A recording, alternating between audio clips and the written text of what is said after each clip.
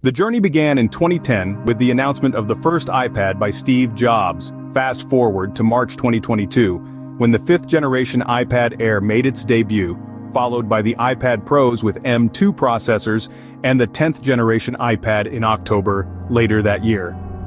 This marked the longest gap in the history of iPad releases, a period that will end with the introduction of the new iPad Pro with an OLED display, the iPad Air, a new Magic Keyboard, and a third-generation Apple Pencil. The new iPads were initially scheduled to be launched between late March and early April. However, Apple decided to postpone the release to finalize the software and allow suppliers to increase production.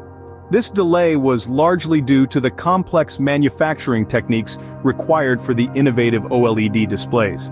In terms of pricing, it's important to note that these new iPads are expected to be significantly more expensive due to the inclusion of these OLED panels. This technology is expected to offer a substantial improvement in display quality, which will likely justify the higher price tag for many users.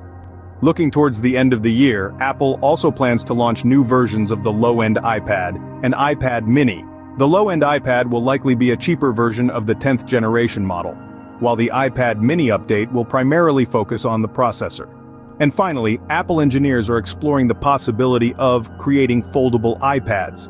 This project is still in its early stages, and it remains to be seen whether Apple can overcome the technical challenges associated with creating foldable panels that can become completely flat.